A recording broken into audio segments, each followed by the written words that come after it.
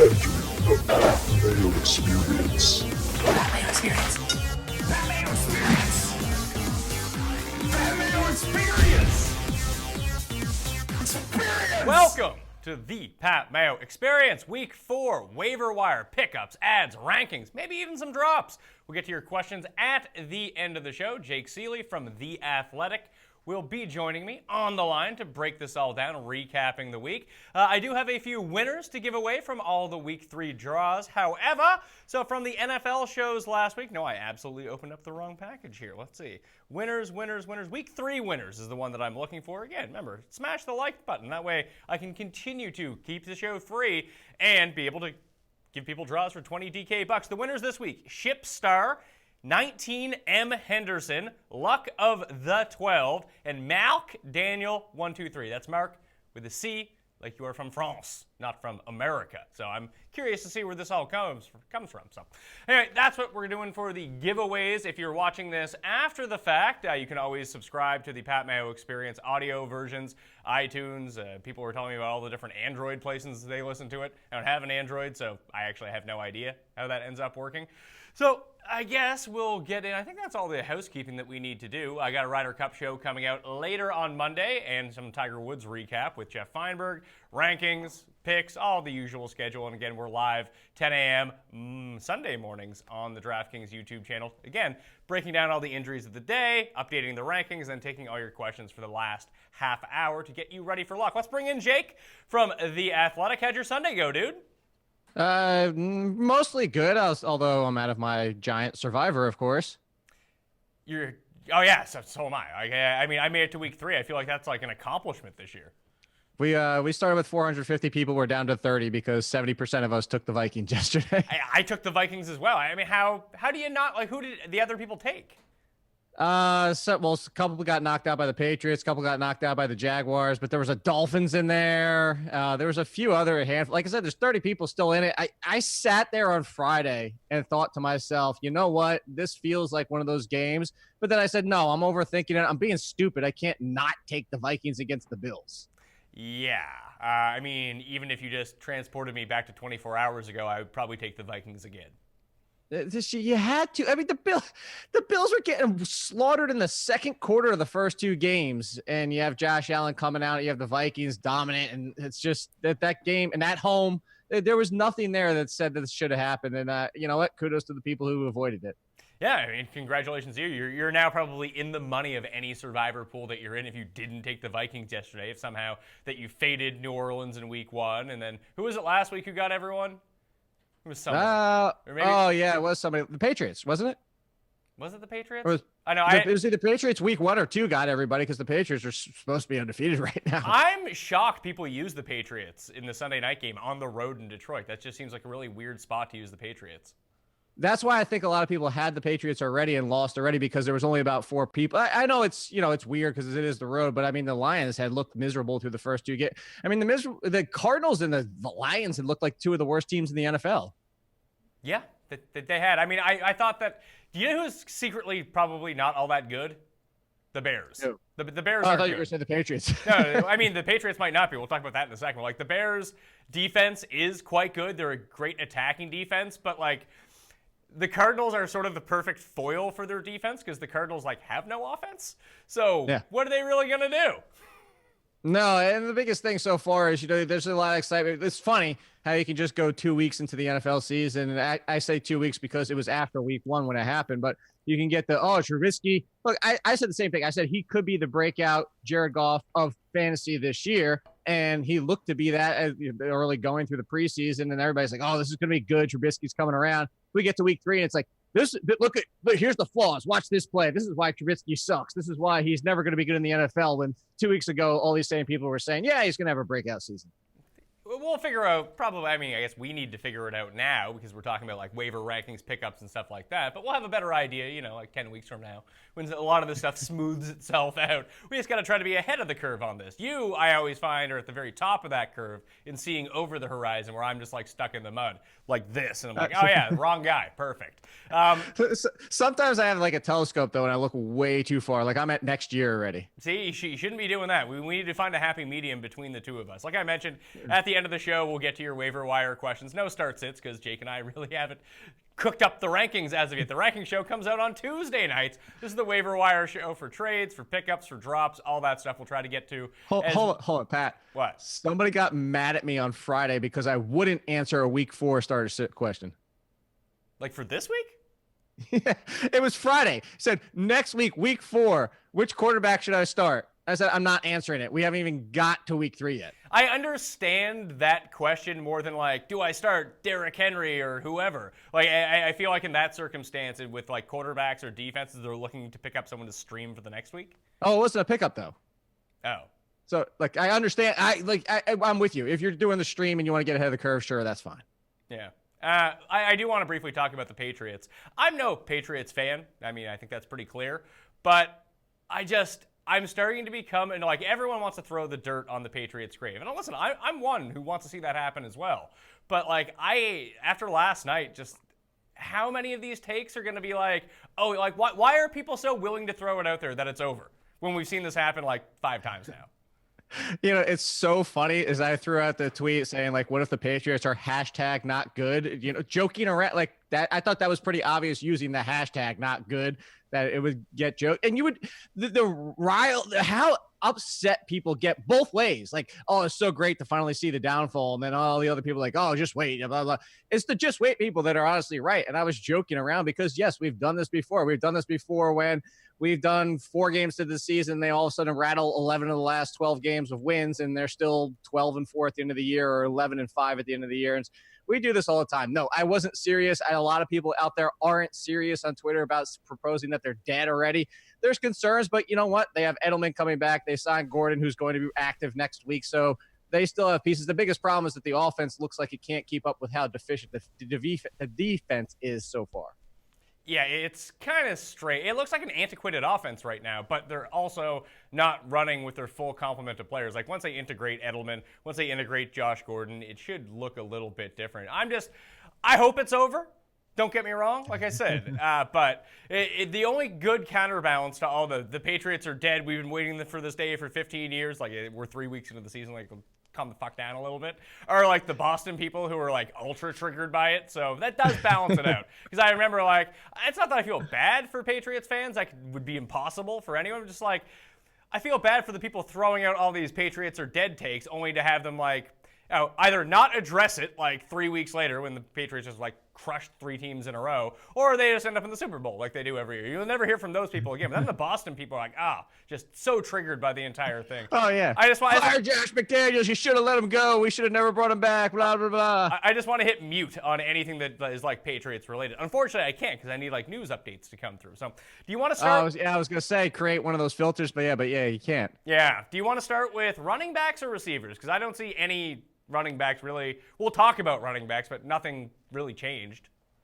Yeah, see, let's do receivers. There's more here, and I actually have some where I'm surprised that you had the rankings where you do. Okay, wide receiver rankings for week 4 heading into it. I have Calvin Ridley at number 1, and this is actually the one that I wanted to talk to you about because I know he caught the touchdown last week, but 3 touchdowns, everyone saw it. It's a big game. It was against the Saints, and maybe a lot of this had to do with what we were talking about coming into the season, that Marshawn Lattimore would just be on Julio Jones and someone else would get a chance to go through everything. So he comes in at number 1 in this spot. Boyd at number 2. This is with the A.J. Green injury as well.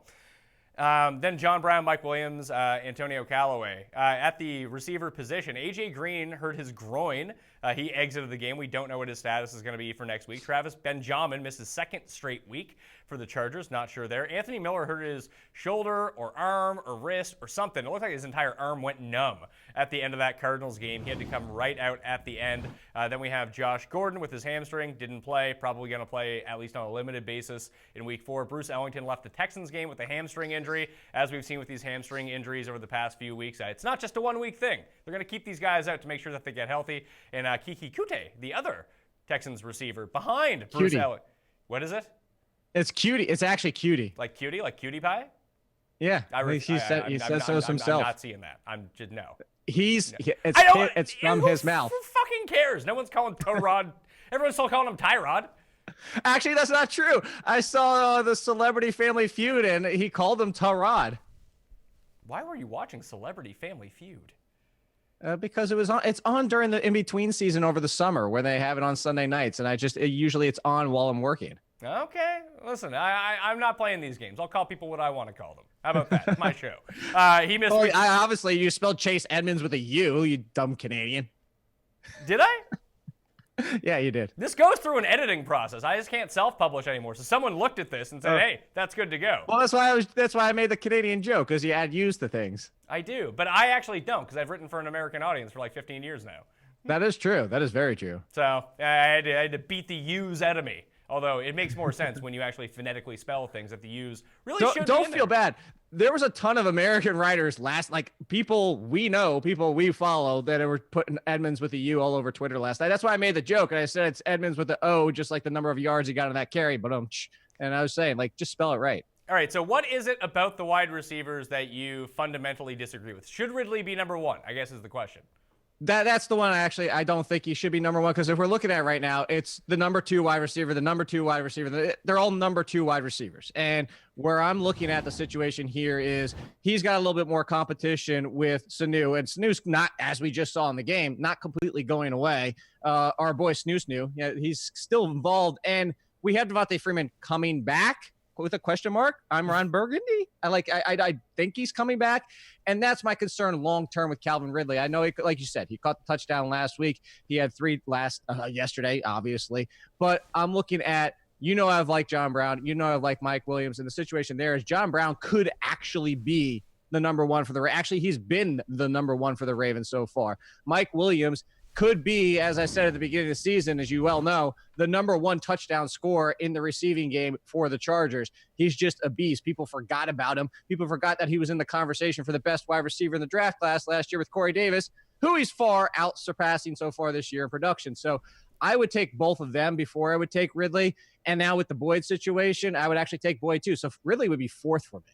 All right, so I'm just looking at the chat right now. George K says, Jake, let's move on from this joke, Jesus. He thinks that you're Jesus because he doesn't know how to use commas. You're also a piece of shit. Stop watching, George. Fuck yourself. So you would, I guess the big thing with Ridley is it's the explosive nature of this. You're not going to pick up a wide receiver 1 off the waiver wire or a wide receiver 2. I think this might come down to how you feel. Do you think that any of these guys are wide receiver 2s for the rest of the year? Because yes. I don't. See, I think both John Brown and Mike Williams could be. They could. And it's so far, John Brown has been so far. John Brown has been, but even in yesterday's game, we saw a lot of Chris Harris on Michael Crabtree. Crabtree is still getting the number 1 coverage from opposing teams, and if John Brown continues to play like he does, that could change as the season goes along. I don't know it'll change because I don't know it'll change how the Ravens are using them. So I say using them as in the XYZ situation. And then you have the situation where, like, Patrick Peterson doesn't shadow because he plays one side of the field a lot. And, Richard Sherman plays one side of the field. So it's not you're always going to get the number 1 corner like you would get a Harris or somebody who does shadow or follow, or maybe Lattimore. But you actually look at the schedule too, and there's not a lot of those teams anyway. So again, I just go for the fact that Brown could be the number 1, has been the number 1 for the Ravens so far. I could see him being a wide receiver too. I'll tell you this, and John Brown too is, you have his PPR, both formats, I like him better because I like the upside of the big plays that he has in non-PPR, but so far he's been a great PPR asset as well. So we would move Brown to number 1 in these rankings. Then who would you have at number 2? I would go, my rankings would be Brown, Williams, Boyd, Ridley. Just worry about Mike Williams. Not so much that, he should definitely be owned. I think that the top 4 guys on this list should definitely be owned in some sort of order. I guess it depends on the preference that you want to go with. But big play-wise with Ridley, he's sort of a banger for the back end of your lineup. A flex play, a wide receiver 3, almost in the same way that people will deploy Deshaun, at least how people should deploy Deshaun Jackson. He's not going to retain the same sort of consistency that we've seen through the first 2 weeks. Maybe he has another gigantic game on Monday night. I don't know. I'm not from the future. But you know how we always talked about that type of player where you have to anticipate the weeks where you have your peaks, you have your valleys, and you're going to have your valley weeks, and the valley weeks are going to be 2 points. And I think that's with Ridley. Yeah, that's what I'm saying. Some people like to have those guys on their team. If I had a super strong team but didn't have a great flex play or an unreliable wide receiver 3, I think for me, someone like Ridley would be perfect because I can play boom or bust with him if I had a lot of those floor players to begin with. See, I feel like Mike Williams is the blend of both, though, because I feel like the booms are the touchdowns or the 2 touchdown games. I'll admit in my start sit, not I'll start sit. It's more sleepers bust is what they want to call it.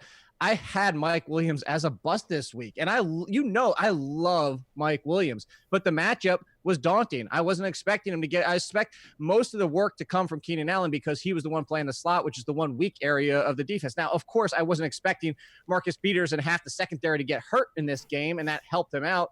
But he was a bust in the situation where, you know what, even before both the corners were out, he was still making plays and got one of his touchdowns where it looked like he got really banged up on that one play. But that's why I like Mike Williams, is because he not only has that boom of he can get 2 touchdowns in one game, just like anybody else, but is that his ability can overcome tough matchups too, where I could see Ridley. Look at it. Yesterday you made the joke about Lattimore. They actually took Lattimore off Julio Jones and started putting him on Ridley at times. And if you notice, over the 3 touchdowns, and granted he already had 3 touchdowns by that point, but he was quiet for the rest of the game. Yeah, well, that allowed Julio to get freed up, and then all of a sudden, right. Hey, what's going to happen? Oh, there's Julio down the field. He's making 61-yard receptions. So, well, that's my concern. Where you say about the John Brown thing is John Brown's been in the NFL. John Brown can handle the coverage. I'm worried about Ridley not being able to handle the defensive attention he might be getting. All right, so I'm gonna. Would you throw is there anyone else after that? Because I think that's super personal preference, like Callaway, Geronimo Allison, who, again, I guess the one downfall to John Brown in this entire situation is he plays in the shittiest offense of all 4 of these guys.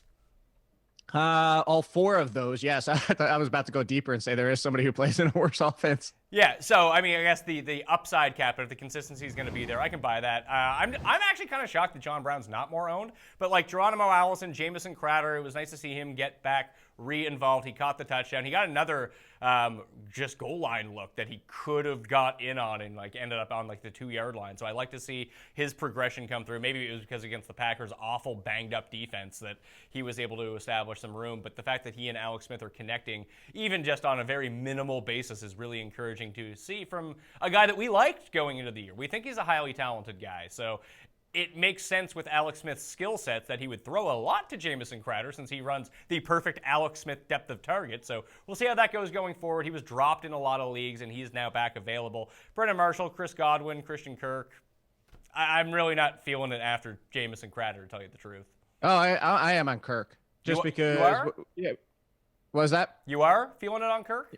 Yeah. I like Christian Kirk because Christian Kirk is the second best wide receiver on that team. The biggest issue we had is we saw them kind of call this in the beginning of preseason and training camp was that he was going to be behind Larry Fitzgerald. And then later on in the preseason, when we got to the end, they're like, oh, well, he might be able to start outside, which he can. He's more than just a slot receiver. He's actually very similar to Larry Fitzgerald. Great person to learn from, and maybe that's why they wanted it. And then we got to the beginning of the season, they're like, never mind, he's behind Larry Fitzgerald again. Well, it's starting to transition over the last week. And now you have Rosen at quarterback, which, as we all know, it's not a guarantee. It can be a myth. It can be the old wives' tale. But more often than not, who you practice with is who you're going to have a better rapport with when you come in. If you watch, Josh Rosen looked good for a couple passes there. He found Christian Kirk. He had some rapport with him and knowing where the cut was coming. I think that if you look at that type of situation, you could see Rosen gives this offense a boost, and Larry Fitzgerald and Christian Kirk get a little bit of a boost. I would take Christian Kirk.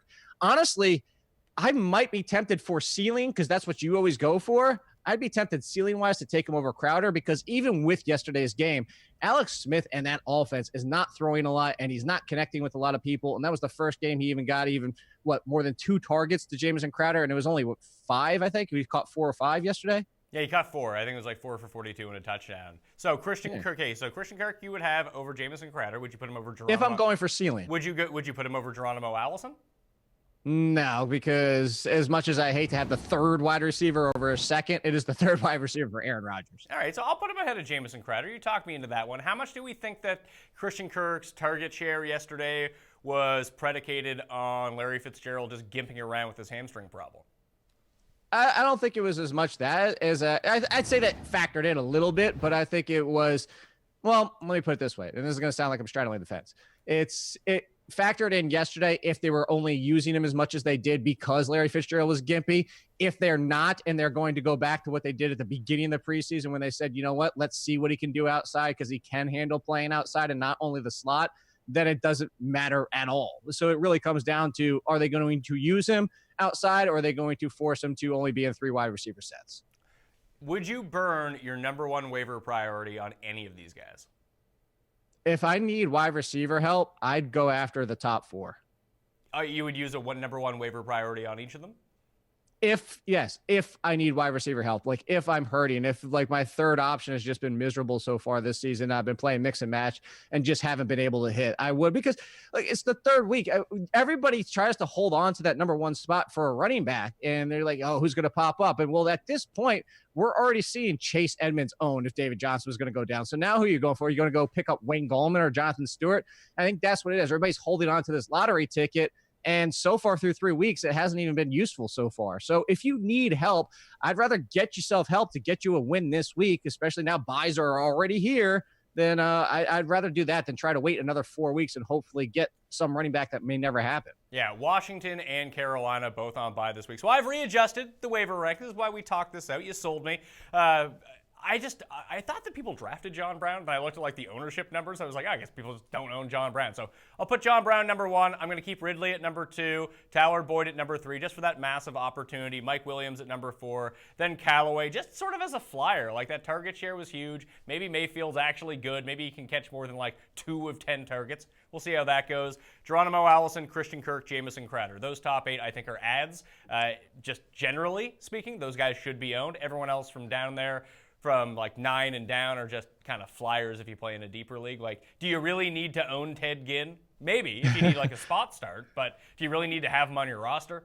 No, I told people he was droppable yesterday for basically who was it? I think it was Kirk or Godwin. Honestly, what are you going to do with Ted Ginn? Like Ted Ginn's always on the waiver wire. Ted Ginn, you're always trying to catch one of those 4 good games he has.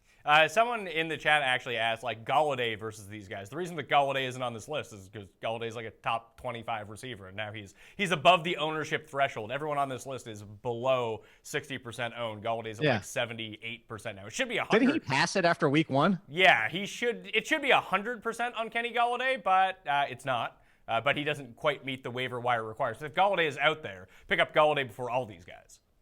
Yeah, absolutely. All right. Any more any deeper guys you like at wide receiver, or is it just sort of the same run-of-the-mill type stuff? Like future stashes? Maybe. Like, do really. you even want to play future stash at wide receiver? No, because, I mean, look at how many options we have this week. I mean, like, what's your future stash on DJ Moore, who was barely involved yesterday? Yes, he might eventually become the new Steve Smith and all that stuff, but there's just plenty of options on this team, which even he's not getting much of an opportunity, and Greg Olsen is out, and Greg Olsen's trying to come back in 2 weeks. So, yeah, I think to your point, you don't really need to play that game. Like, I know a lot of people are holding on to Cortland Sutton in case Demaryius Thomas gets hurt. So, I mean, that's almost like handcuffing your wide receiver. So, man, I'm not – you just – like you said, there's so many options that pop up almost every single week anyway. And it's not worth – like, I like Cortland Sutton as, like, an objectively good player, but just to say that he's the Demaryius Thomas handcuffed, Demaryius Thomas hasn't been very good. So, no. Like, what are you replacing? Mediocre performance. I mean, that's a good point. Like, I'd rather just have Geronimo Allison, and if something happens like Devontae Adams, I could have a wide receiver 1. That's very true. All right, so running backs, not much has changed from last week. Bilal Powell sits atop the waiver wire rankings. Again, PPR, have to be owned in less than 60% of leagues. He's number 1. He's followed by Austin Eckler, Buck Allen, Aaron Jones, TJ Yeldon, Chris Ivory. A lot of these have to do with injuries. Alfred Morris, Jalen Richard, Naheem Hines, Wendell Smallwood. Injuries at the position. Shady didn't play. Dalvin Cook didn't play. Fournette didn't play. Mixon didn't play, but could play this week. Devonta Freeman, Darren Sproles, Jay Ajayi, and Marlon Mack all sat in week 3. The only other name to sort of add to that list, Rex Burkhead left the Sunday Nighter with a neck injury. I guess taking a body out of the Patriots' backfield helps potentially clear things up a little bit. And if they stop using Sony Michel, who can't run against the Lions, which is bad news, that maybe James White just ends up becoming the guy, or they never run the ball again. I don't know. There's no word on the extent of Rex Burkhead's injury yet. He could be fine. He could be out multiple weeks. We don't know as of this, unless you've seen something else. No, I would have Aaron Jones a little bit higher just because we don't know what's going on there. I mean, yesterday they said they were going to come out and Aaron Jones was going to be far the third option, and it was going to be Jamal Williams with Ty Montgomery splashed in. And then we see Aaron Jones gets as much as opportunity as he's got. Jamal Williams did fine in his own right, but admittedly, as somebody who myself is the Jamal Williams fan and likes the fact that he's all around good and he is the definitive better pass blocker, and you've got to keep Aaron Rodgers healthy if you have any hope for this year, and he's already banged up. They still, with all those factors involved, gave Aaron Jones a lot of touches, and he is still a more explosive player. If you're just talking unbiased head-to-head, he's more explosive. So if Aaron Jones has learned to pass block in this time, none of the beat reporters really knew that, I asked, because he's not allowed to practice with the team while he was suspended. But if he's picked up in that area at all and can stay on the field and, help protect Aaron Rodgers, I think Aaron Jones could turn into I'd say, behind Powell, or maybe actually even neck and neck with Powell, and that like RB2 more value in PPR. Snap share from yesterday. I'll have the entire snap share percentages released in the column on Twitter, on Facebook, all those places after we finish up with the show. But Jamal Williams played 43% of the snaps, Ty Montgomery 29%, and Aaron Jones 25%. It's not that. Here's the thing. I don't know if any one guy ends up becoming the guy in Green Bay. I think it might change week to week, and that worries me with Aaron Jones. And look, I don't disagree with you. That's certainly the factor here. It's just why I would take the flyer on number 2 is because look at what the options we have here. Austin Eckler is not going to change what he is. You go down this list, a lot of these guys are not going to change. They don't have the potential for what Aaron Jones could become. I disagree. I think that in order to unleash all these guys, that there's going to need to be an injury in front of them. And the top 3 guys on this list are all scoring points week to week on a semi-consistent basis right now. They have a floor without an injury. With an injury, they can bulk themselves I agree with up. that. I know, and I agree. But I say what I'm looking at here is Eckler's not going to change. Like, Eckler's going to be Eckler. Eckler's never going to turn into like a top 20 running back if he wins some job, because he is who he is. And if Melvin Gordon got hurt, he is who he is. But what I was saying with Aaron Jones is if they finally give him the job, he becomes a top 20 running back and Jamal Williams just gets pushed aside. That was my point of this. Like, Buck Allen is getting the red zone carries still for some reason. He's not going to change unless Alex Collins gets hurt. Aaron Jones is the only person's situation that can change without an injury. That was my point. I mean, I can see where you're coming from with that and like that train of logic. I just don't think it happens. That's why I'm not. Okay, that's fair. And even if there is an injury, whether it is to Williams or whether it is to Montgomery, I'm still not sure how incredibly valuable he's going to be. Like, he'll be someone you start, but he's not going to be great. Like, I think there's top 20 potential. If Isaiah Crowell got hurt in PPR scoring, Bilal Powell might be a top 10 guy. We've done this Bilal Powell thing before. We have, and we've seen stretches where he has been a top 10 running back over the course of like 4 or 5 But then something's going to happen. Like, Elijah McGuire comes back off the IR. So it's like, we've done this before. That's fair. All right, so let's look at the chat here, see if there's any questions in here. Oh, this guy says, all of these running backs are owned in my league, Jake. Sorry, I was taking a drink of water. Don't we get that every single time? Yeah, as I tell people, if they want to pay us both $5,000 each, we'll do a show specifically for their league. How about that? If not, I have to play by the fucking percentages. Idiots.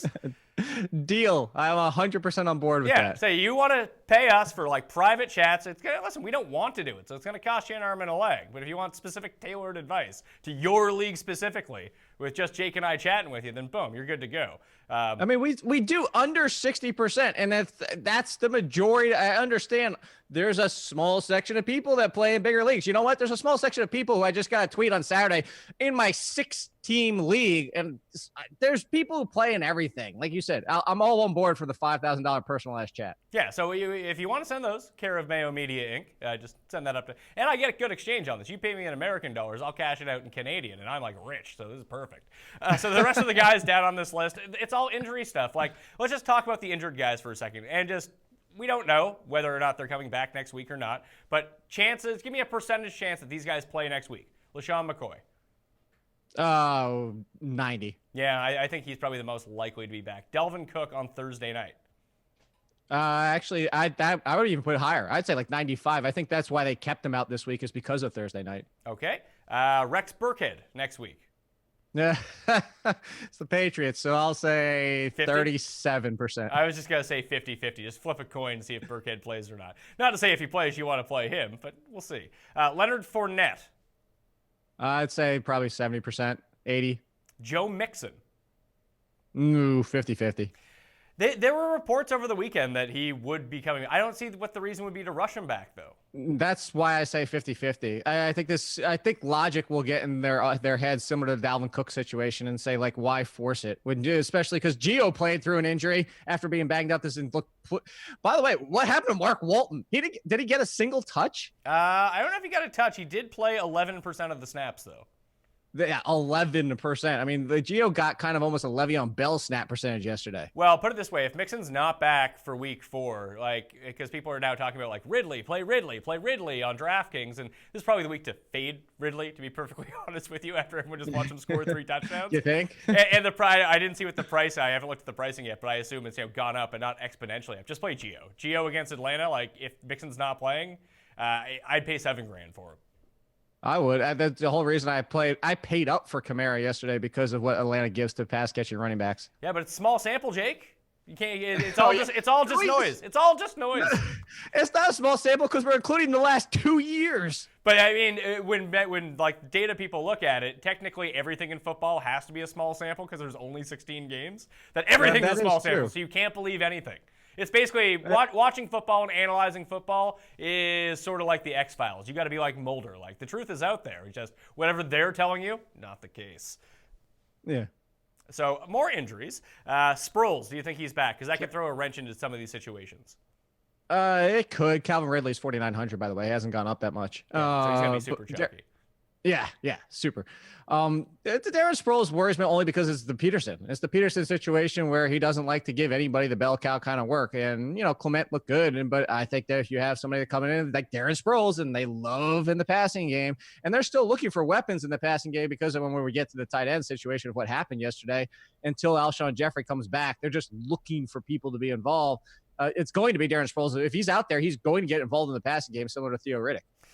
I agree with you. It's not so much to pick up Darren Sproles, it's just what he does to everyone else who's in that backfield. Like, right. even yesterday, down Sproles, down Ajayi. Do you think Ajayi comes back next week? I would think so. It seems like he's had enough time off. It didn't seem like it was that, like, he has to sit out. He's going to miss 2 weeks. It kind of seemed like more of a Dalvin Cook type of situation this week. Yeah, just kind of hold him out and let the chips fall where they may. But, like, even yesterday, you got into a situation where they had to activate Davis and just to be on the roster. You have Smallwood, you have Clement, and even then, like, they ran the ball a lot, which helped, but it's not like we got a definitive, like, hey, you're like Corey Clement, you're the bell cow, because Wendell Smallwood ended up, not out touching him, he ended up gaining more yardage. He's got like the touch from the 1 yard line, which we all just really wanted Clement to get. It never happened. And now you throw if you throw Sproles or Ajayi back into the mix, now it's all just a clusterfuck. Yeah, it definitely was. And it also wasn't a good day for people that rostered Murray and Clement, like myself. Yeah, well, I mean, it was the week of the cheap running back that opened up and just completely flamed out. Like, I guess, yeah, fading Murray, fading Clement would have been the move, right? It looked like that was the move to make. And you know how many people yesterday, I can't believe, you told me Latavius Murray was a lock. Yeah, sorry. I saw the Bills beating the Vikings in Minnesota. Yeah, I'm an idiot. Yeah, for all the people, I didn't actually see much blowback on that. I think that people actually kind of understood that that's a smash spot with the starting running back out. You have a bell cow in 17-point favored team at home against the Bills, who have looked terrible. I think a lot of people thought the Vikings were going to win, and by a lot.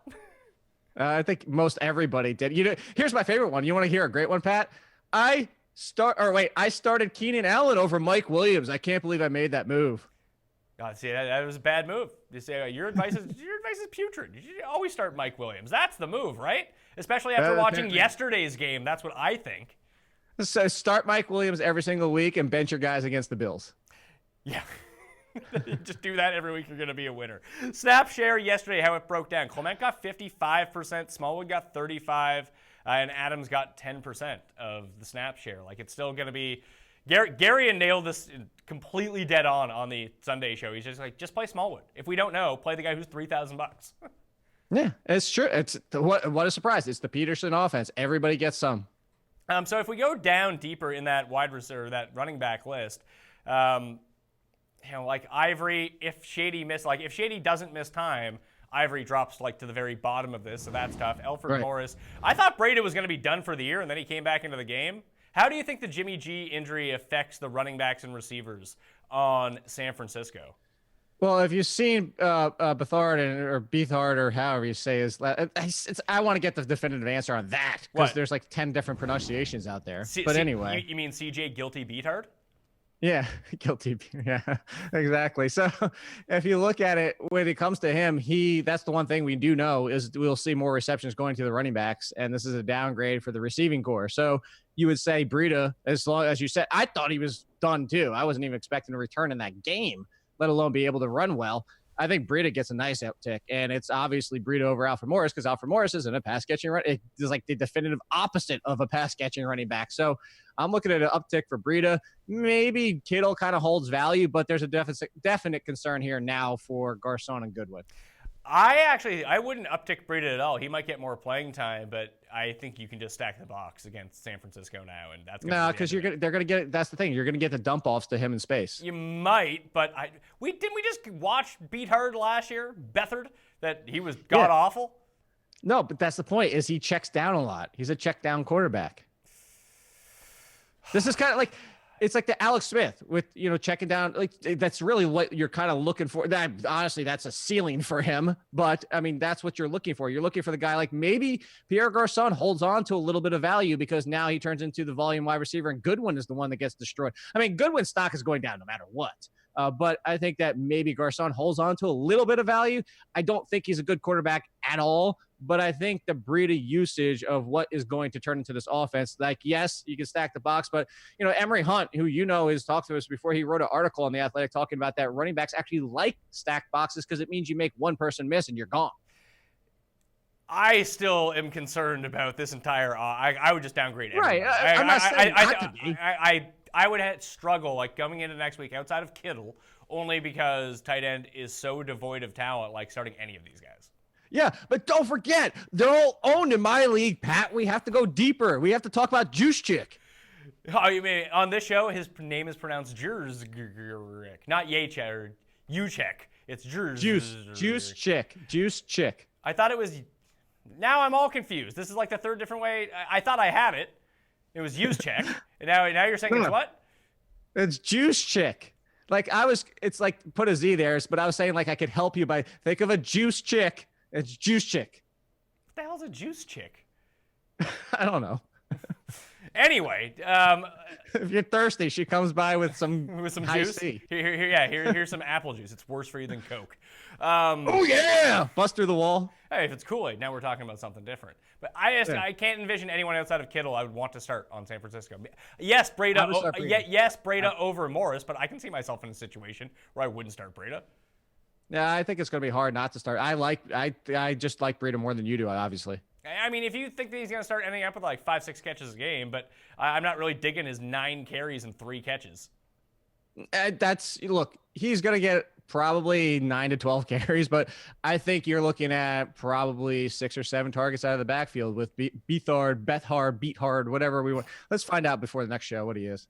No, let's not. Let's just continue to call it what we want to call it. Garbage? That's so much easier. I put it this way: we probably don't need to talk too much about him. Do you think they go out and make a move at quarterback, or they say, "Hey, the season's over. Screw it. Let's get another top pick"? There's a quarterback out there that used to play for him. It's pretty good. They are, but Kaepernick can only go to good teams because he's so he hasn't been taking many reps or anything like that. The only thing he's well practiced right now is victory formation. So. I thought you were going to say commercials. No, I was going to say he needs to be on a good team so he can just take those kneel downs at the end of the game. Yeah. Yeah, I see what you did there. That's all I got. Trade for Robert Griffin. You know what? That wouldn't surprise. They need to do something. I can't. Who's their backup to the backup? I don't even know off the top of my head. Oh, like the assistant to the assistant regional manager? Yeah, he is the assistant regional manager. I'm looking it up right now. I'm going to look at who is their backup behind him. Let's see. It's probably like Connor Cook or something like that. They don't even have one. They've been rostering 2 quarterbacks every single week. Oh, serious? They don't have a backup as of this point? I mean, there's probably somebody on the practice squad, but as of their actual active roster, it was only Garoppolo and Beathard. Beat hard. You got to beat it hard. And he's probably going to get beat down hard, so they're going to need another quarterback. Imagine your third quarterback is so bad that CJ Beathard is the only one that you have on your team as a backup. Well, I mean, have you seen some of the other quarterbacks out there? Yeah. Don't forget, the Giants were holding on to Ryan Nassib for years just to back up to Eli Manning. Go out and get Ryan Nassib. There we go. What happened? You don't want to do that. What happened to Davis Webb? He's on what, the Jets practice squad now? Oh yeah, Davis Webb is sitting out there. That's true. To go get him. I would actually trade for Bobby Griff. B. Griff. I think that makes the most sense. Hey, I mean, why not? Or, like I said, just tank this year and get another top-end pick. And have Jimmy. Or you can do what everybody else does. Go trade for the backup quarterback to the Patriots, and because that always seems to work. They've already had Brian Hoyer. Oh, I meant the other one that they drafted. Oh, no, wait, never mind. They cut him at the beginning of the season. Go pick up the guy that they drafted. He might actually be good. We'll see about that. Do you think this is all because Cust was all triggered that Jimmy G got hurt because that was the player he was most in on this year and said he could potentially, he had Breeze and then he had Jimmy G as 1 and 2 in his MVP voting before the year started. Seriously? But he thought that Jimmy G, the Niners were going to win like 13 games. Jimmy G could win MVP, throw for 5,000 yards. So it's not shocking this happened. And now he's like all triggered that, the Patriots got a second round pick because he's like, the Patriots got fleeced in that deal. Although he hates the Patriots. I don't know what he was upset about. Do you think the Patriots knew the entire time Jimmy G had bad knees? No, I don't think that's it at all. I think I honestly thought that they waited too long to make that deal. The one thing that if you look at through the Belichick history is he's not very good at doing that. He's great at getting rid of people beforehand, and he's great at hitting. Obviously, it's not just him, too. It's also the Kraft family and the front office, all that stuff. But there's been a few trades that have really worked, like obviously the Randy Moss situation, all that stuff. But for more often than not, they usually hold on too long and they pass the peak value. Okay, let's wrap this up on running backs. Anyone from the bottom of that list, like the Naheem Hines, Jalen Richard? I think they're PPR backs. You're not really going to know which week to play them, but they could spike for you if you need, like cheap points, basically. Yeah, Naheem Hines maybe in a PPR because Marlon Mack keeps getting banged up, and I don't know if he's going to play. Although, again, Robert Turbin's coming back. I don't really want to get involved in that backfield. But, hey, I'm in a league yesterday's PPR, and we start 2 flexes on top of the 2 running backs and 3 wide receivers.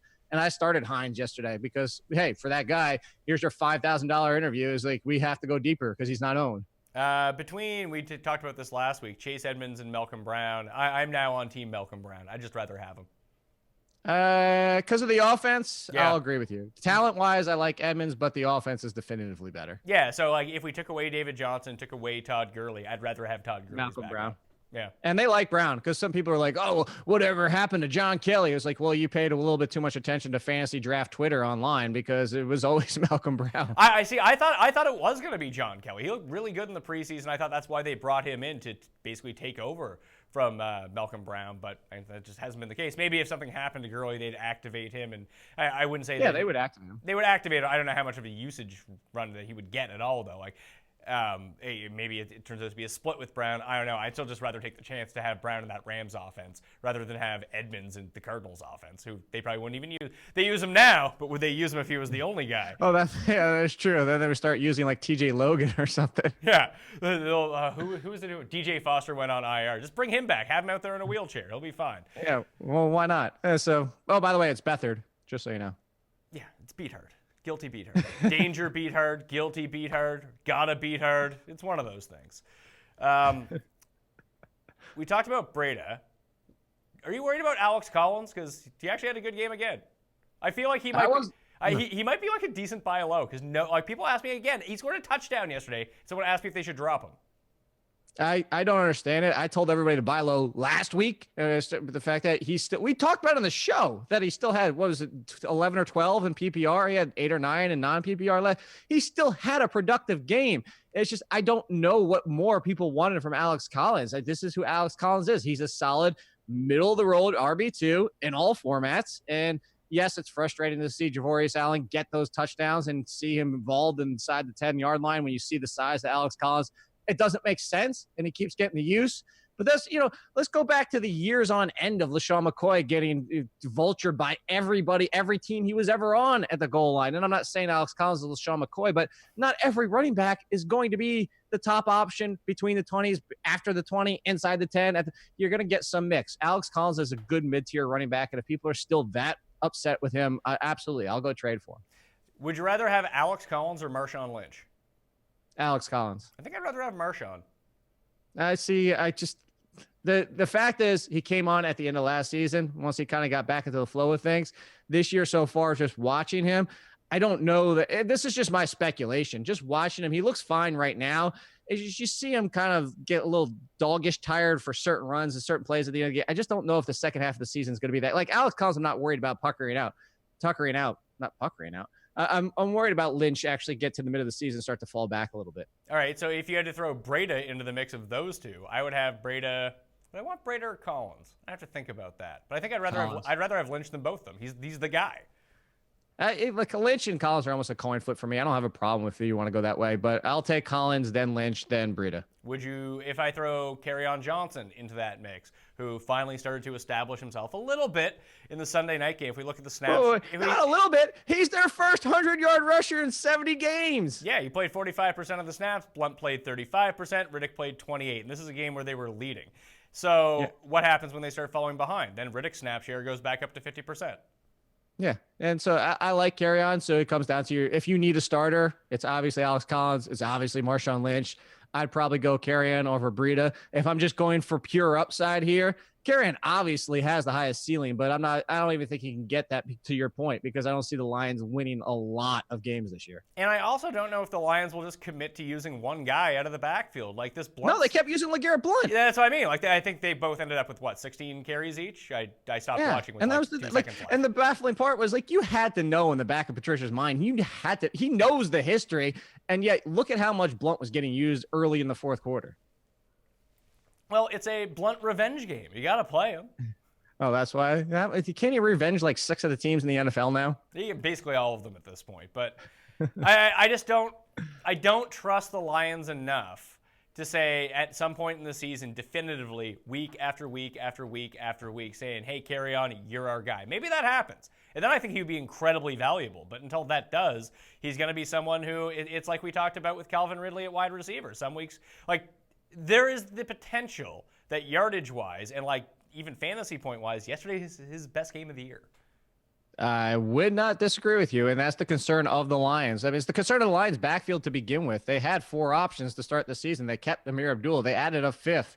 Now, not all of them have been active, but to your point, this is the Colts. It's everybody's got a role. Everybody's getting involved. Everybody's got their situation. It's a good comparison. Blunt is the goal line. Theo Riddick's the pass catcher. Kerryon Johnson's good all around. Everybody gets involved, and when everybody gets involved, it's what we always hate in fantasy. It's a committee. It works for the team. It can work in real life. If you can predict the game script every single week with 100% accuracy, guess what? You'll get the right guy every single week, but we can't do that. Yeah, guess what? Sometimes Buffalo goes into Minnesota and waxes. Stop bringing that up. Chris Carson is the other one I want to talk about. In that mix of the guys that we just talked about, he all of a sudden it's hey, it's a Chris Carson. Guess he wasn't tired from playing not special teams this week. So let's give him 30 carries. This is so. I was of the opinion that Pete Carroll's not that stupid. Like I said, Pete Carroll's a head coach in the NFL. He's not that dumb to not know he's not. That's a lot of knots on special teams, and he's energized and ready enough to come back to is he really that dumb that he doesn't know what's going on? Apparently, the answer is yes, because I went out of that game saying, you know what, we're probably going to see a 50-50 between Penny and Carson this week. I don't really want to start either.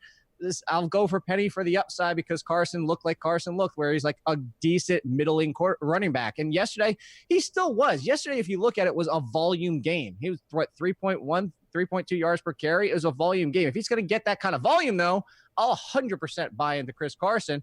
But now we're trying to figure out Pete Carroll, which apparently he doesn't even know how to figure out his own team. So, next week, give me your best guess at an anticipated snap share for these guys because they are at Arizona.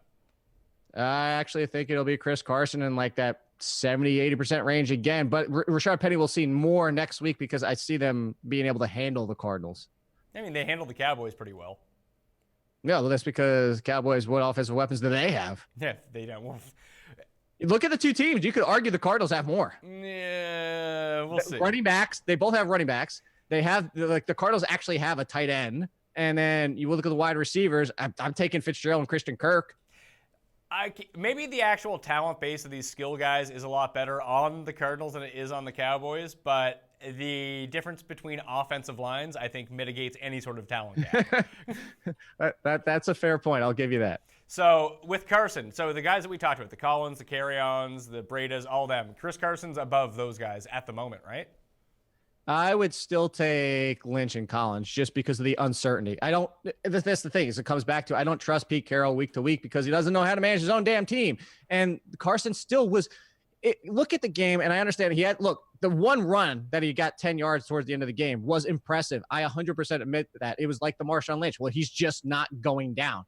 But if you watched the entirety of that game, you saw that Chris Carson is a decent running back. He doesn't have the ceiling of Penny. So I'm just always concerned. And maybe, I missed out on Carson for the entire year. But I'm just concerned that you see the 20 some odd plus carries for 90, 100 yards, just not very efficient because he's just an okay running back, that sometimes they go to, hey, we invested this first round pick for a reason and Penny, and now you get a split backfield. So I would still go those other two. I would go him third behind those two. I think I would bank on that volume for the moment. And I like what I see from Chris Carson every single week. Not so much against the top-end running backs in the league, but against what I've seen from Penny so far, who looks god-awful.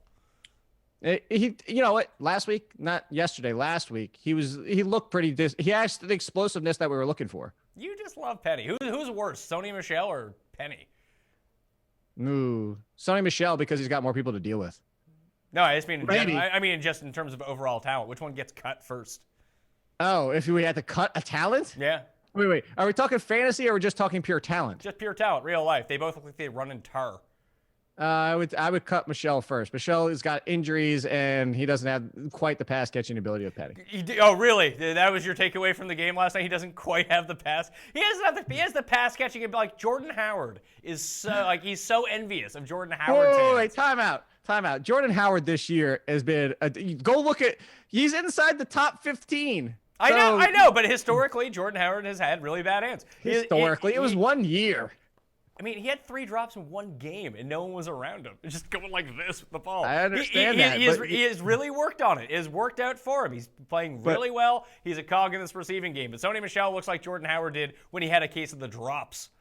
Just like us, people can improve at their jobs. They can. This is true, especially younger guys. But for now, can't catch. No, Jordan Howard can, though. Yeah, he can. I'm still surprised they choose to throw to him over Tariq Cohen all the time, but that's me. Because look, you gotta look at it from an NFL perspective. If you never pass to Jordan Howard, you kind of tell the teams what you're going to be doing. If Cohen's on the field, probably pass play. If Jordan Howard's on the play, probably running. So they got to at least mix them in. I always just assume they play them both on the field at the same time. No, it's not as much. It does happen. It's not as much as people make it out to be. Yeah, but they should be doing that. I feel like that's a better. No, they should be doing. Well, they might need to now with no Anthony Miller. Yeah, we'll see how long he's out for, but I think that's just a better look for their offense. It could be the entire year. Really? Yeah, that's it. There was a doctor that was tweeting about it yesterday. That a couple people were retweeting that the separated shoulder because of how it was and what happened to him. It's some type of I think it's either nerve or some type of damage where you probably have to have surgery and it's a long heal because of it. It's just in a bad spot of what happened. Like he could be done for the year. Well, that would be bad news. I guess he's redshirting on my keeper team this year. Tight ends. There's a lot of guys who are now available. Weirdly, because if you have one bad week as a tight end, people are like, "Oh, this sucks. I gotta drop him," and then they go pick up some guy who scored 0 points. So the top 10, I got Njoku, I got Howard, who plays on Monday night, obviously. Tyler Eifert, who's back below the threshold. Eric Ebron, Austin Hooper, Austin Seferian-Jenkins, Ben Watson, Goddard, Vance McDonald, Walt Disley. He's up there too. Your boy Ricky Seals-Jones, Jeff Swaim. Anyway, it's the top 3, I guess, that are the most important here. Would you go Njoku or Howard the rest of the year?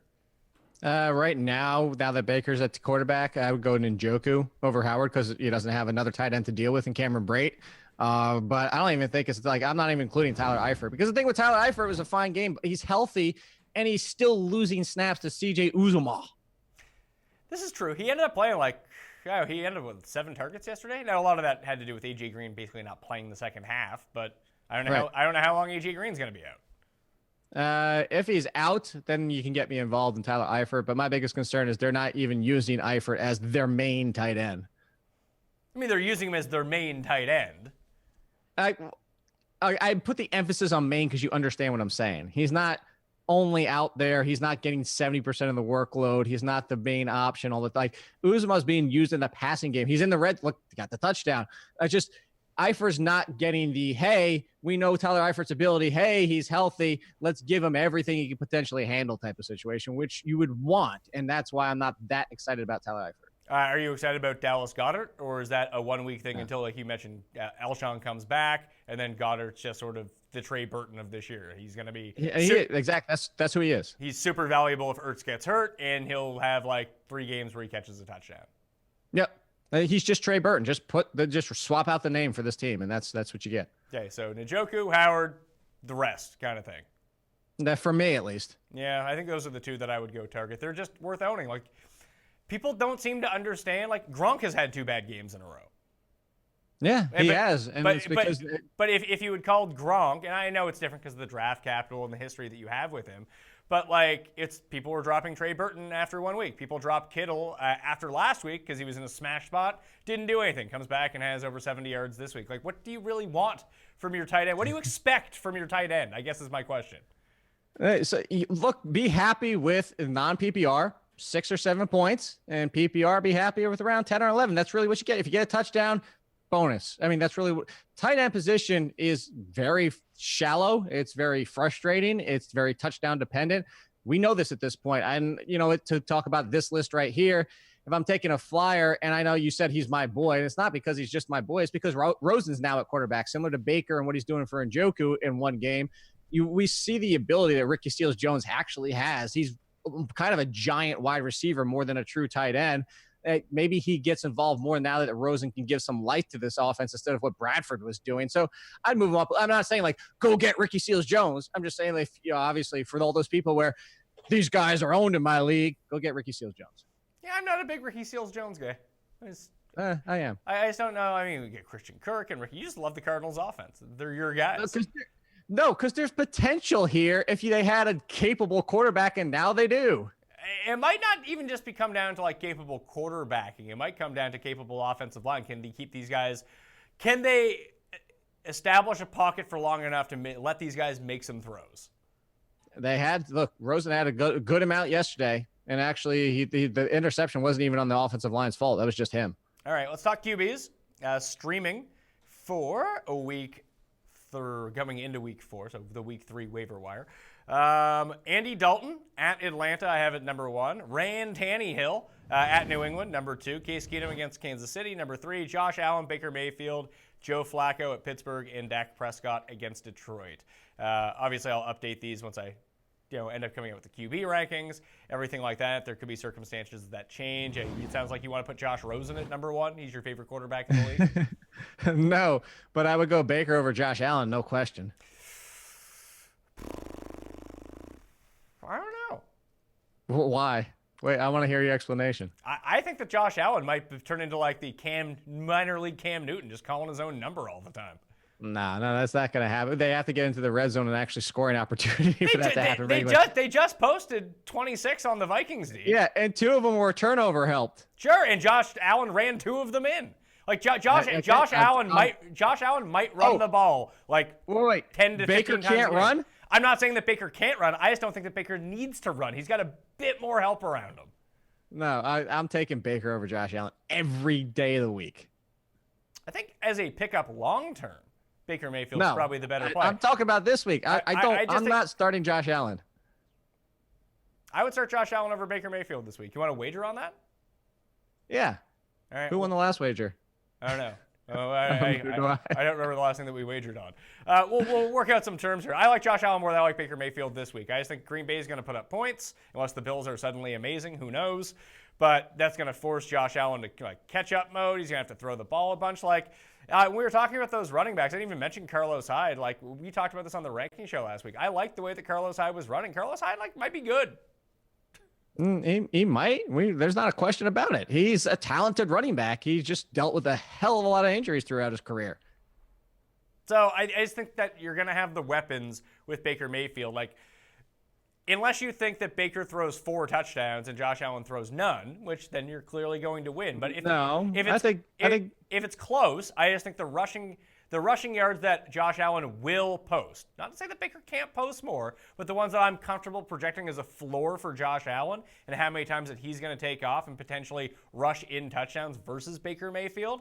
I think that fantasy potential, and we're talking about like floors here. These guys aren't must plays this week, but if you need to stream someone, I would go Allen over Baker. No, because I'll take the rushing very similar of Baker Mayfield, if not honestly better. Like Josh Allen's not going to always do that. He's not actually known to be that aggressive rushing the ball, so he's not Cam Newton. But if you talk about Baker and the weapons, that's why I'll take him, because Josh Allen maybe even runs for one, but he comes out of the game with 3 interceptions and 120 yards because he's Josh Allen. Maybe. This Green Bay defense is not good. It's, look, neither is the Oakland Raiders. Where would you put Josh Rosen? I guess he's last. He's 8th. Yeah, he'd be behind Dak Prescott. If Dak wasn't facing Detroit, I would actually go Rosen over Dak, but Detroit's just there. I really don't know how the Patriots didn't put 20 on them last night. It was nuts, and I wouldn't expect that sort of Lions defense to show up every single week, and I wouldn't expect that Patriots offense to show up every single week.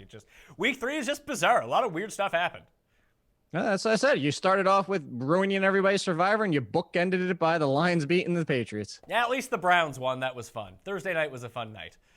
That was a fun night. Streaming defenses, let's get to this. I have Indianapolis at number 1. They sacked Wentz 5 times yesterday. This defense is shockingly not terrible.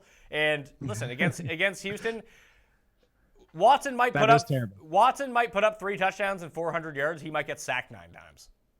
Well, I was going to say Watson might be able to run for 40 and score a touchdown as well. But to your point, yes, that offensive line is – look, let's not give the Giants too much credit yesterday. The Giants' first 2 games, they've had 0 pass rush. It's the first year. They're transitioning from a 4-3 to a 3-4. They don't have Olivier Vernon.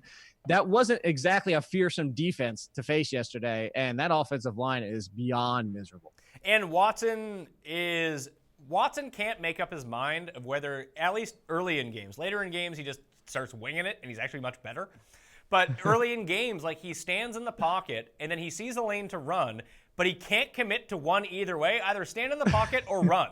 Don't take the 2 steps towards the line of scrimmage and then change your mind. And then he just gets sacked every single time. Right. I was going to say he's the guy in Madden that holds down the trigger to start to run and let's go, and starts to run and let's go. And then by the time you waited too long because the animation won't let you throw the ball in between. So that's what he's doing. So the rest of the defense to stream, the Chargers have been dropped, probably because they were playing the Rams. Good call, by the way, not playing them against the Rams. They scored negative points. They're at home against San Francisco, against Guilty Beathard. I like just stream against him. That sounds smart. Tennessee against Philly. I just went down 5 times yesterday, and the Eagles aren't scoring a ton of points. Until they're back at full strength, I don't have the utmost confidence in the explosiveness of their offense, let's say. And Tennessee's defense is not bad. Green Bay against Buffalo, Cleveland against Oakland, Tampa against Chicago, and Seattle, Arizona. You're really stretching. There's enough streamable defenses this week. Yeah, I definitely don't even know if you need to get to Green Bay, but Green Bay is probably where I would hopefully be able to stop. Yeah, and that's just a pick on turnovers with Josh Allen. Hopefully one of them goes for a pick 6. And then hopefully he gets you your rushing touchdown that you so hopefully want to happen. Yeah, listen, I will say, put it this way. I will project Josh Allen. It's hard to, I always struggle coming up with touchdowns and yardage, hence why I'm shitty at this. But in terms of the number of plays that he's going to run, I can see him running the ball between 8 and 12 times. I can see him throwing 35-plus times. And that's a lot of volume to have against a bad defense. I would take the unders, but I'll put it this way. It wouldn't surprise me. And if he does do that, he should have a top 18 fantasy day at quarterback. I don't know. Nathan Peterman had a hell of a lot of attempts as well, but he also got picked 5 times. After watching Josh Allen now for 2 full games, he's not bad. He's not great, but he's not bad either. And he's just, the interceptions are just, the turnovers are the problem with him. Eventually he'll get that figured out. But I mean, what's a minus? But this is what we said in college. He made that beautiful end zone throw for the touchdown, but then he also throws straight to the defenders. All right. You want to get people's questions, or do you want to? One last thing. You worried about Drake? Oh, the Drake? Yeah, because the team hates the Drake. Yeah, gotta hate the Drake. Who likes the Drake? Why does the team hate the Drake so much? I don't, because he has to get him a birthday present. I don't know. I really don't understand what this team's doing. This is not the first time, and it was a completely different coaching staff where we've done this with the Dolphins before, where we said, hey, we want Lamar Miller to get more touches. At least with that one, we saw Lamar Miller leave, get more touches, and lack efficiency. He was basically putting up the same amount of numbers, but on more touches. So that made sense. It's like, hey, you know what? If the Dolphins knew something. This just doesn't make sense. Drake has proved time and again that he's the best option in this backfield, and they insist on, like, I would put at the odds of yesterday's type of game for the season like 5%. I wasn't expecting to ever get that bad. He did play 66% of the snaps versus Gore's 33. It just didn't matter. And that's the thing. I'll take a flyer on him if somebody's willing to sell him off, because I know somebody's probably aggravated owning him and thinking this is the end of the world. But I think that he's honestly a flex running back because there's so much risk. You can get him for basically nothing. I had over 5 people ask me if they should drop Drake. Well, there you go. Go get Drake, go get Collins, and, just load up a wide receiver. Yeah, just have a really mediocre, have a whole bunch of fringe running back twos on your bench or something like that. Good, like, that's not a bad way to acquire depth, though. Like, let's say you had Calvin Ridley, and you don't believe that Calvin Ridley is going to be a week-to-week guy. He's just going to be a big boomer bust type player. You could trade Calvin Ridley right now for like a very capable flex running back. If like you're hurting at running back and you do need some depth, obviously if you drafted Ridley, he's not probably a starter on your team unless you've gone through injuries. Like, just leverage these big weeks into very steady guys. Not to say, I mean, obviously with yesterday, Drake isn't steady by any means, but at least you know that he's on the field over 60% of the time. Like, people liked him coming into yesterday. He had 2 really good weeks in a row. He has 1 bad week. No, he sucks. Like, yeah. It's the overreaction of fantasy. That's how you capitalize. And then, as we said, like, the bye weeks are starting, and people get a lot more desperate in trades when they really see what's on the waiver wire, and they have 2 spots that they have to fill on the roster. If you have a Collins or a Drake on your bench after buying him low, you're going to be sitting pretty. Edelman, you starting him this week? Do you think? Next week? Like week 4? 4 games. I thought it was. It's I 4 games. thought it got reduced to 3 games. No, it's 4. Are you sure? I thought Ingram was 4. Edelman's back this week. Almost positive it's 4. Oh. Here, look. I'm at the Google machine. I can look it up. You look it up. I'm just trying to see. Disappointed with PED case findings. Number of games. Yeah, 4 game suspension. Yeah, it was denied. You're right. Yeah. Well, I'm an idiot. When I saw appeal, I just assumed it was Jameis who got it knocked down to 3 games, wasn't it? He was the only one, yes. All these people and their fucking suspensions got me all twisted in the mind. Let's get to people's questions. Let's see here. Buy low candidates from Jack in the Box. That's the first one that comes out. I would say I told you too. Yeah, like Drake's not a bad one, especially today. Yeah, Drake, Corey Davis, Alex Collins. I'm going after all of them. Yeah, Corey Davis is actually a really good one. Now that like Mariota's getting a bit healthier, they played Jacksonville last week. They'll have to play them again and beat them again for the 4th straight time. But I liked what his target share was. Slow start. Guys have slow starts. It sucks if you drafted him. I have Corey Davis on teams. It sucks owning him right now. But yeah, I wouldn't just give him up. No, absolutely not. I think those are the 3 that come to mind first. Well, David Johnson, obviously, if you could get him. Yeah, what do you even give up for David Johnson at this point? Like, what do you think? I would have no idea what the market for David Johnson is. Like, I'll give you a couple of trade offers I've seen. So people are asking. Let's remember, he was one of the big 4. He was at the top of the draft. So when you start talking about wide receivers, you're already moving towards the end of the 1st round because you're not including Antonio Brown. So you're talking about the Odell Beckhams, the Mike Evans. So you're moving to the 2nd round. I think if you get into like that Mike Evans fringe wide receiver 1, maybe a little bit more non-PPR reliant, or you start talking about the running backs that are on that fringe level. Like, do you want to avoid the risk of Dalvin Cook for David Johnson straight up? I don't hate that trade. I don't know that you necessarily need to make it, but those are the ones I think you're looking at. I think now you're looking for that mid to low 2nd round offering to go get David Johnson. Scott asked, stick with the Browns defense or go for Indy, Green Bay, Tennessee. All 3 are available. I'm thinking that I probably like Indy a bit more. I don't even know if I do. They're going to be super close, and Cleveland gets Baltimore at home in Cleveland next week, and I actually like that spot for them against Joe Flacco. I really think that the Ravens are going to be too... No, Cleveland's at Oakland next week. No, Cleveland plays Oakland this week, and then next week they're at home against Baltimore. Sorry. So, yeah, So if you make the move with Cleveland, I think you can use Cleveland this week and next week. And I don't know who Indy plays next week, but I have my doubts I would want to play Indy's defense 2 weeks in a row. I could tell you who they play next week. It's the Texans. You're not doing it because it's at the Patriots. Yeah, so just keep Cleveland in that circumstance. Bucks, Jets, and Colts are all rumored to inquire about Le'Veon Bell. Thoughts? Great. What do teams even give up for Bell at this point? Like a 5th round pick? I honestly don't know, because the fact is that the team can't sign him to a long-term contract. They have to agree to the franchise tag. Like that's what he's going. Once he's accepted that and can be traded, they can't work out a deal. So they have to agree for that, and knowing they could potentially not get him to stay next year. So I don't know. I don't think it's going to happen for that reason, because the Steelers aren't going to get what they want for him, because to your point, like you said, a conditional fifth round, who's going to give much up for him? Well, John Gruden is sitting in Oakland with an overwhelming amount of first-round picks now. First-round picks? I'll give you 3! What a grinder. You know what? But I'll tell you, so if I own Le'Veon Bell and you haven't been able to trade him away and this news pops up, I'm just going to start floating offers again, seeing if I can get something to people for thinking that he's coming back in a trade. Do you think that he will get traded? Because I don't think he will. No, absolutely. Look, I've been wrong before with this, because I'm going to put the same percentage on was the percentage I thought he was going to be out there for week 1, because we just saw it happen last year. And that was the assumption I was making, was this is just the same thing we went through. I still think the percentage of getting traded is like 5%. M. Coop says, do I stick to the David Johnson disaster? I don't understand what your other options are here. Like, what, you dropping him? Yeah, drop David Johnson. Go do that. And you can't trade him right now. You can't trade him away. Like, somebody asked me, should I trade LaShawn McCoy just to get him off my roster? Like, what are you going to get for him? Josh Doxson, who needs to be dropped? You can't trade these guys right now, because you're not going to get proper value. And then you're going to be kicking yourself if Josh Rosen does spark this offense and all of a sudden David Johnson is back to being a top 10 running back. Should I drop Devontae Parker and Ted Ginn for Tyler Boyd and Geronimo Allison? I think, yeah, I would. I would definitely do the one for Boyd. I don't know if I would drop Parker for Allison yet, because Parker is back and he can be that team's number 1. They don't like him. I know they don't, because they're probably annoyed with him. Just in general, I don't even think he was healthy. They hate the Drake and the Parker? They do. I mean, and at least Drake, they have to play. Parker, they can just play Jakeem, the African Dream. Jakeem Green? Yeah, Grant. Yeah, he's guy's so fast. I know, but they played Parker yesterday.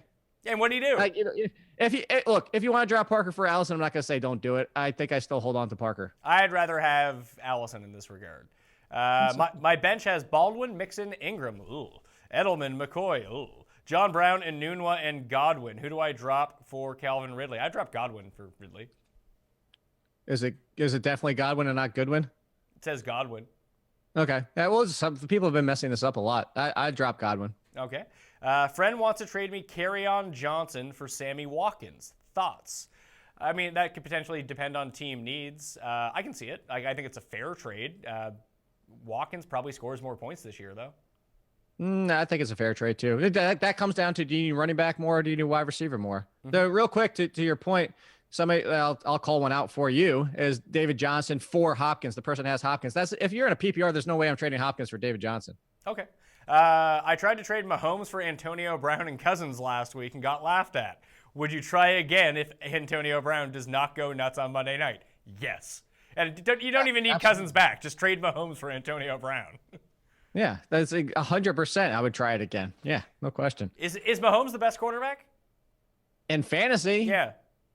So far, he definitely I know so far, going forward. No, I'm saying so far, I'm still not buying a number 1. Well, because Aaron Rodgers is banged up, so I think you factor that in. I think there's a case that he made for the rest of the year that he is. Evan asked, this is a good one here, because when we were talking about buy low candidates, this is one of my favorite areas to get into, the buy high candidates. Is Devin Funchess a good sell high since Greg Olsen is trying to come back? Or is that fake news and Devin Funchess can keep up the wide receiver 2 production? I think he can keep it up, because I don't care if Greg Olsen comes back. Didn't we just go through this last year and the guy could barely walk when he came back? Yeah, I mean, he was miserable. The Funchess thing, though, has always been non-PPR anyway. I don't even want to deal with him in PPR. I like him in PPR. In PPR, he's fine. No, because what are you talking about? Some games he gets 2 or 3 receptions, and that's the end of it. Sure, he's not the most consistent guy in the world, but I would play this Olsen expectation that he comes back against whoever owns Devin Funchess. Be like, Funchess, I need someone for the next 2 weeks until Olsen comes back, and then he's not going to be worth it so much anymore. But it's going to turn out that he's going to be exactly the same when Olsen comes back, because Olsen's not really coming back. He's going to be a guy who gimps around the field. That you're going to have the weeks. If Carolina's not, the risk that you run is that Carolina could get up in games like they did yesterday, and they just run the ball 35, 40 times, and Cam passes 15 times. But even in those situations, Funchess is still the guy that's going to get the largest part of the market share. It just turns out the market isn't all that big for the share. But that's not going to happen every single week. In fact, that's going to happen not in the majority of weeks. That's going to be the aberration. Like, I would pencil in Devin Funchess anywhere between like 6 and 13 targets a week, depending on how many times that Carolina actually has to throw the ball. Yeah, but my problem is that he catches about a third of them. That's fine. I mean, they're going to use him in the red zone. They use him down the field. I like Devin Funchess. And he's someone I don't hate him. I think that if you had Devin Funchess as your wide receiver 3, like, that'd be pretty good. Okay, well, the wide receiver 3 with 2 good wide receiver 1s and 2s. Or 1 and 2. You can play him as a flex. You could, like, I guess my point is, I think that's where I prefer him. I think that's what I'm getting. I would prefer him as a wide receiver. Yeah, but I think you can get him for less than that in the trade market. And you probably, okay, to that point, yes, you're probably right. And if you can, absolutely. I think that's where we were a little separated, and now I understand more. Is I was thinking I want him as a wide receiver 4 flex option. In bye weeks, he comes up to number 3, but most of the time I only need him as my 4th wide receiver. And to your point, getting him for less than that, yeah, okay.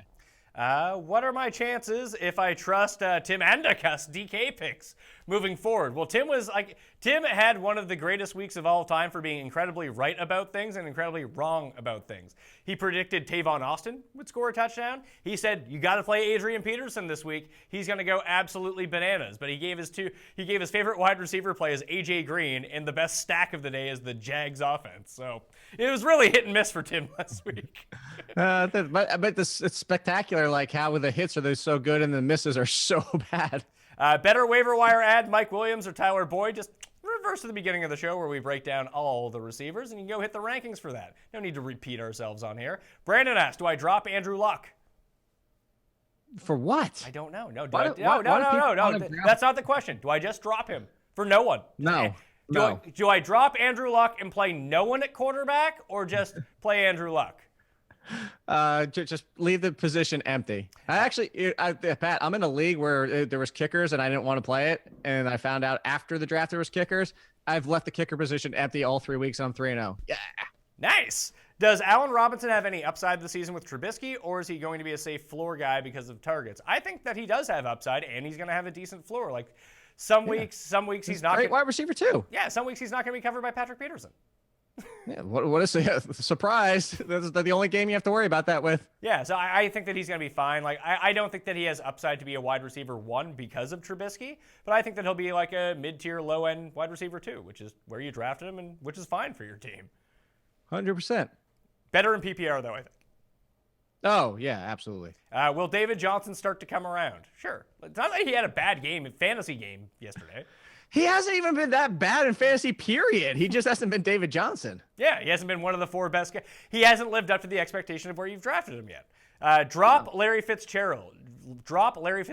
At this point, he doesn't even have trade value. I would say let's calm down on that one. The guy hurt himself 2 weeks ago and played through a hamstring injury last week. And now he has a new quarterback. Yeah. That's exactly. I was pulling up David Johnson, but yes, he's got a new quarterback. This could help boost the offense because Sam Bradford was beyond miserable. But yeah, I'm just looking at David Johnson because he's still an RB2 on the year. God. Matt Martin, what happened to Chris Thompson yesterday? Time to panic on him? He did play 49% of the snaps, and this is what you get from Chris Thompson in games where they can establish Adrian Peterson as the runner. They don't need to throw as much. If they're not throwing as much, Chris Thompson's just not going to see any targets. If he's not seeing targets, I'm going somewhere different with this. Oh, this is exactly why we always sit here and say, go see what offers are out there, because people were taking off their pants for Chris Thompson last week. Like if you floated him off there as a waiver, like a trade offer in PPR, you were probably getting almost RB1 value. And to the point as you're making, and he's 100% right, stuff we talk about, the game script is going to be dependent on what Chris Thompson does a lot of times, if they're in games or not. But for how bananas people were going after the first 2 weeks for Chris Thompson, this is why we always say, yeah, I'm sure probably in your league you have a bunch of smart people and you can't pull off the trade we're suggesting, but there are a lot of leagues where you could have sold Chris Thompson for like RB1 last week and been happy about it. Anthony Raphael asks, hot takes on Aaron Jones? Already did that one.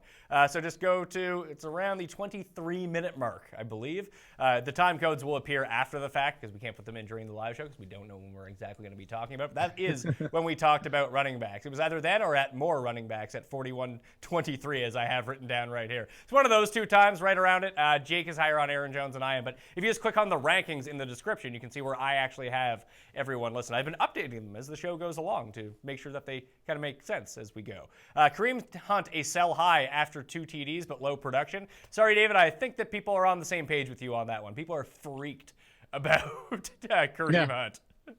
And I'll actually go buy him low if I can. Somebody tweeted at it yesterday. He's like, I can't believe how miserable Kareem Hunt was. As for fantasy, like the guy had 2 touchdowns.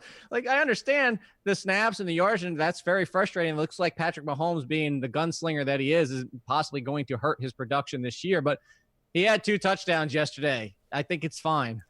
I've been offered David Johnson for DeAndre Hopkins. I would not make that trade. Yeah, that's the one I was talking about before. No. Oh, I'm just getting to it now. There's a lot of questions. I got to try to catch up here. We'll try to rapid fire these as much, so no more explanations. Just rapid fire so we can get to as many of these as possible in the last 5-10 minutes here. Would you drop Crabtree or Stills for Ridley or Boyd? I would drop Stills for Ridley. I don't think I go that far. So you wouldn't make any of those moves? I want to find somebody else. Here's another option: overpay in a 2-for-1 trade. Like, overpay to just get that minor upgrade. Because if you're dropping talent like that, like it's hard for me to drop Stills. Rivers or Wilson rest of the season? Wilson.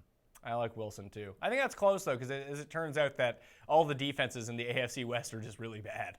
Or garbage, and Rivers is continually underrated every single year. And Rivers just put up, I mean, not great points, but decent points against the Rams, so he should be fine. I went 0 RB strategy and currently have Julio, Brown, Thielen, Gronk, and Brady. Should I just self-destruct the team? I would take that team right now, and you're going to be competitive the rest of the year. Yeah, the mistake was adding Brady to it. That's the problem. Let's see. What do I do about Hogan and Burkhead? Burkhead, I would panic. Hogan's going to be fine. Hogan, you can't sell now. You should have tried to sell last week if possible. I just say hold on to Hogan. Like, people are so torn on Hogan. No one's going to think of him as like a top end receiver, and he still has the potential to do that in this offense. Like, how come no one's talking? Like, I mean people are talking about, but like, we go into the season, there's a bad game for everyone on the Patriots, but it's Chris Hogan who needs to be dropped, not Gronk, who had a bad game? Well, no, because the fact is when Gronk and Edelman are both back together, and they will be together in another week after week 4, when Edelman comes back, and now you have Josh Gordon, Hogan's going to be the one that gets hurt. Maybe this might actually help out the prospects for Chris Hogan, that he's just not the wide receiver 1. He gets to run down the sidelines wide open like he did last year. No, that's actually like our boy Chris Harris has actually disproved that. He calls it a crutch argument now at this point, that he gets less attention. That he does or does not? No, he gets softer coverage, but the fact is there's the target share, which is what you love to focus on, and I do as well, is we pay attention that it's not offset enough that you can say like, oh, well, he gets weaker coverage, so everything's going to be great. No, I don't think that he'll end up with a bigger market share by any means. But No. But the Chris Hogan that we saw be like a impactful fantasy force last season for the Patriots was one where he was making just giant plays down the field. And if he does end up on lax coverage because people have to pay attention to Edelman and Gronkowski, there might be more opportunity for him to find those types of plays again. And I just don't think that was the part. Right, it's not more opportunity. Is that, yes, sure, the plays might happen, but you don't get more opportunity. He's going to turn into Deshaun Jackson. That's the price. So, yes, he has value, but there's going to be 3-point week followed by a 20-point week, followed by 4, followed by 15. Like, that's going to be the rest of his season. Drop Marquise Goodwin and keep Little Quincy. Also, picking up Ridley. People are talking about, I would drop Goodwin and pick up Ridley in this circumstance, and I would keep Enunwa. Enunwa is a top 20 receiver. I know he didn't have. I'm not dropping Enunwa. I'm not dropping it. As I'm saying, Quincy Enunwa was a top 20 receiver this year. Right. Well, I'm also not dropping Goodwin yet. Yeah, I would make the move. I wouldn't. He is the number 1 on that team. I'd say, yes, it looks terrible for Bethard or Beatard. What did you say? Your love or something? Whatever. I don't know. But I'm not making that move yet. Not for Ridley. Should I trade Gronk for Zeke? Yes. Yeah, please. 100%. Should I trade Gronk for Barkley? Yes. Yes. 100%. Let's see. Does Geronimo Allison have flex appeal going forward? I hope it's like Cabana's flex appeal. I don't know if that was a show in America, but it was in Canada. Listen, he was a part of the waiver pickups. I don't think he's the best receiver to pick up, but I like Geronimo Allison. Yeah, we talked about him before. Rewind and check the timestamp that you put in. I think that we kind of addressed this on a previous question. Will Chris Thompson come back, or is Adrian Peterson taken over for good? No, just try to predict the game script, and you'll be good. Here's a trade offer. I send Kareem Hunt and get back DeAndre Hopkins. Yeah, do that. I would even probably do it in non-PPR. I would do it in any sort of format. Just immediately go do that. Well, people are worried about Hopkins after yesterday. You clowns. These stupid questions, and yet you spend time reading them. I'm going to block this guy. Banned from the channel. Banned. Let's see. I have Watson and Wilson. I hate having 2 QBs. Should I drop one or feeling okay dropping one? How do you end up with Watson and Wilson? Yeah. Is this an 8-team league? That's a lot of draft capital to be putting into quarterback. Probably just take Wilson, but the problem with having 2 guys like this is it's such a headache every week because they're so close that you're just gonna inevitably pick wrong every week. Well, look at the 2 years ago, the Matt Ryan huge season when the Falcons were in the Super Bowl. I had a buddy who just took him as a flyer and drafted Drew Brees, and then once that happened with that situation you're talking about, it's every week like, oh my God, now who do I start? And you end up starting the wrong one half the time. Brendan Cooks and Emmanuel Sanders for Zach Ertz seems like a bit too much to give up for Ertz. That's way too much. Is Golladay the best wide receiver to own in Detroit? I think so. Yes. Fournette, Yeldon for Connor and Bell. Yes. Yes. Yeah, you want the Connor Bell side on that. Goff or Luck rest of the season? Just neither. Just stream. Yeah, I still have some hope for Luck, but getting yanked for a 45-yard Hail Mary has to be concerning. It was 55 yards. No, he was on the 45. Oh, he's on his own 45? He was on his own 45. It's still 55 yards. All right, whatever. Still concerning. Yeah, I mean, this isn't the first time that they've, who was it ages ago? There was some quarterback who always used to get replaced for these sorts of throws because the backup just had a better arm. Like, he could throw a Hail Mary better. I'm not concerned about that. Like Danny Werfel or something? I forget who it was. Oh, it was actually starting quarterback that got yanked all the time? Just anytime they were in a Hail Mary. Alex Smith? It may actually have been Alex Smith. But last year, Alex Smith was in no danger of losing his job if they put in Mahomes to throw a 70-yard Hail Mary at the end of the game. Right. So I'm not sweating that. Sony or carry on rest of the season? I would want carry on. Carry on. Trade Antonio Brown, Tyreek, or Michael Thomas for a running back. Well, which running back? And start low with Tyreek Hill. Yeah, Tyreek Hill is the one you'd want to trade in that bunch. Trade Chris Carson for Alex Collins or the Drake. I feel like that's a lateral move. Yeah, I would take Collins. I feel the best about him. I would not do the Drake one. That's the lateral one for me. I have Mack and Hines. They are both droppable in 10-team non-PPR. Yes. Yes. Trade away Isaiah Crowell for Tevin Coleman non-PPR. Yeah, I would. I would too. Isaiah Crowell's been so touchdown fortunate so far. And listen, Coleman's not going to have a ton of value potentially when Freeman comes back, but in that sort of split, I would rather have Coleman, who's just better. Yeah. And in the better offense. You have to go with that way. Drake and Lockett for Jordan Howard? Yes. Yes. Is Matt Breida trustworthy now? I don't think so. I do. I'm more optimistic than Pat is. Burton and Kenny Stills for Kyle Rudolph? No. No. Burton for Kyle Rudolph is a lateral move. Let's see here. Should I trade Connor for Julio Jones? Ooh, that's spicy. I mean, if you have the running back depth to do it, I'm doing that. Because that's the thing is, if Le'Veon Bell decides to show up even before the middle of the season, shows up in week 6, Connor's value is torched. Played Goff over Fitz for no reason. That's not even a question. All right, that's probably a good spot to end this then. Thank you for sending in your questions. You can hit up Jake and I on the Twitters, Machine at the PME for me, at AllInKid for him. Jake, tell us what you got going on at The Athletic, because I bet you at midnight tonight, you got something coming out. I do. 12:01 a.m. is when the waivers come out, including droppables and emojis. And then tomorrow midnight are the rankings. And then Wednesday midnight, the next night, are the matchup rankings. So all good stuff. And the pod is tomorrow and Thursday, all in sports. This guy asks, is Lynch for carry-on fair? I would much rather have Marshawn Lynch in that trade. It's fair, but I would rather have Lynch. Yeah, Lynch has the consistent touches every single week. Yep. Do you find droppables hard to do? Like No, that's so dependent on like the league, like the size of the league, the bench space. Like it'd be hard to get a catch-all for that. It definitely is, but it's more so the fact of if I'm recommending to pick up, these top 3 guys, and I give enough, like it's not yours where you have just the rankings. I give explanations of why you picked up the players. Oh my God, that sounds super taxing. You have to give an explanation, not so put a name next to a number. Oh. No, so there's also I also have the I tried to told you section, which is like, hey, I said it for the last 2-3 weeks is usually the cutoff, and like I don't know how to write the same thing 5 different times. If you didn't pick him up, I'm not telling you not to pick. Like John Brown got hit with that last week. I'm not telling you to pick up John Brown anymore. If you don't want to pick him up, I don't know what to do.